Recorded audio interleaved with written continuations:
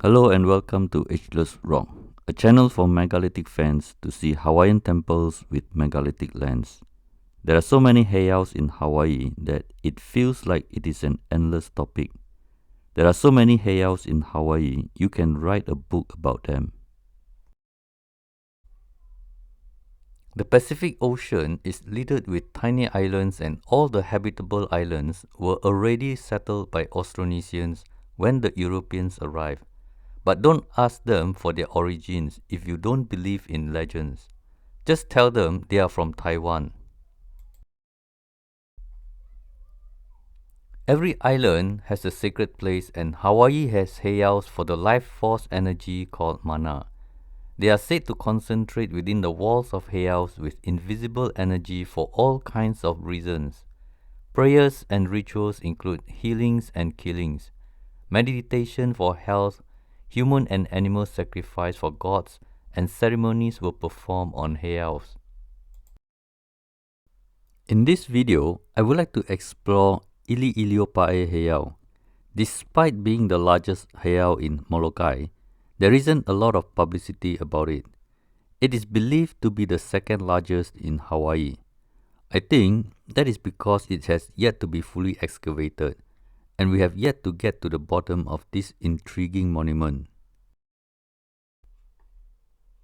This heiau is said to be about 300 feet long by 100 feet wide.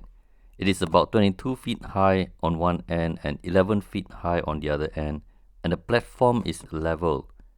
Some historians believe that the original size could be even 3 times larger, but that belief is equally hard to believe.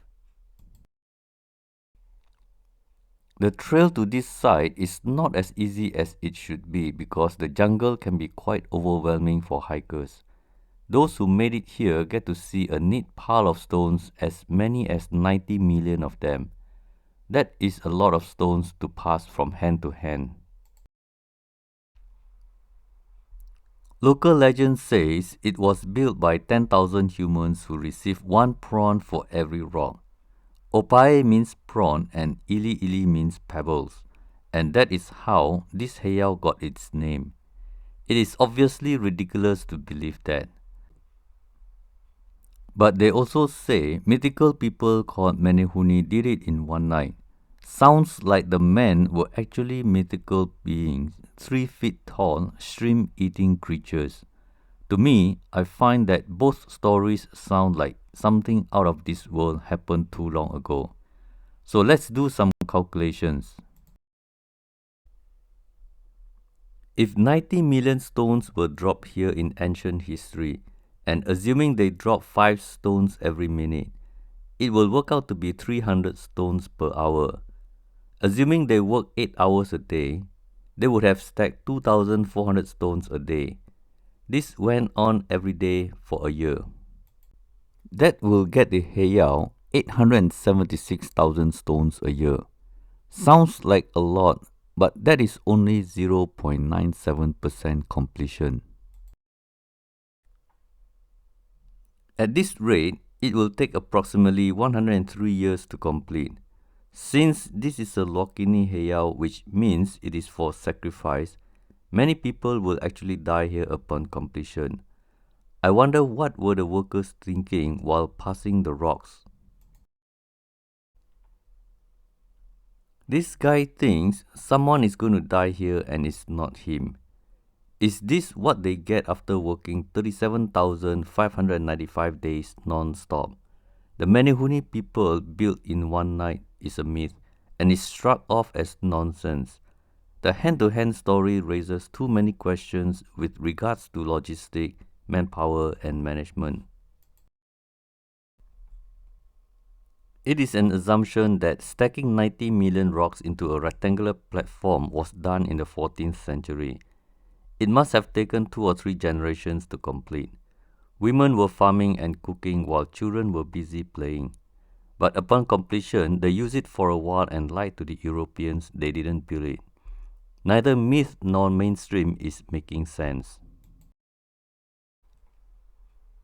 If there are 90 million stones and each stone is about 1 cubic foot, then 90 million cubic feet is about 2.5 million cubic meters in volume, and that will be about the size of Khufu's pyramid.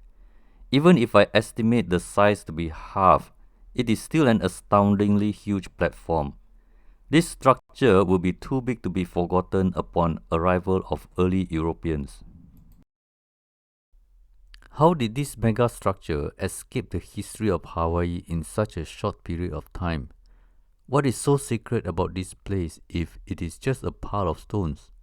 The ancient knowledge is certainly lost, and the surviving stories are tragically myths or legends that are not taken seriously. If this was stacked into a pyramid, it would have got the world's attention, and Molokai would have been as famous as Egypt. Let's go about 7 kilometers southwest of Ili'iliopae Heiau and see ancient structures which mainstream calls them fish ponds. There are 4 ancient fish ponds in the photo and they are very big. It looks like there is even a huge sunken heiau. A little further northeast from here, you can see 6 ancient fish ponds. Pretty amazing work of stone dumping in the ocean just to have fish. Now you can see the narrative of a fish pond is getting more diluted. As you continue further northeast, you can see another 5 ancient fish ponds larger than what is needed if you compare the population size a few hundred years ago. Aquaculture is not easy and it's not about trapping fish that you want to eat in the future. It is also about feeding them with food until they grow big enough to harvest. Dumping stones into the ocean to get a 530-meter wide pond is not easy, and so is caring for the fish. How did this ancient aquaculture pond came into disuse? What did the early settlers do if the fish in the pond was infected by disease? A big pond means a big waste. I wonder if that ever happened. The pond with the original width of 480 meters wide must have been there for a few centuries, judging from the silt and soil flowed from the valley. Some of the ancient fish ponds come with a name, but there are just too many, and I don't think every one of these mysterious structures has a name. All the ancient fish ponds are random in shape and size. I wonder how did simple lifestyle inhabitants with primitive tools possess such a huge ambition for seafood already plentiful outside the ponds. In just about 12 kilometers, there are roughly 17 ancient fish ponds I can see. This section alone could have made Molokai a major exporter of fish to other islands. If sea level rises slowly over the centuries, all you need to do is top it up with one layer at a time. But when the Europeans arrived, they were mostly abandoned and had no idea how it got there. What a strange civilizational memory loss event in human history. Everyone talks about sea level rising, and about 500 years ago, the sea level in Hawaii was about 20 meters lower. That means all these talks about ancient fish ponds are nonsense because they were built on dry land when construction took place in presumably 13th and 14th century. Primitive Hawaiians wearing coconut leaves were most likely busy gathering whatever Mother Nature has to offer.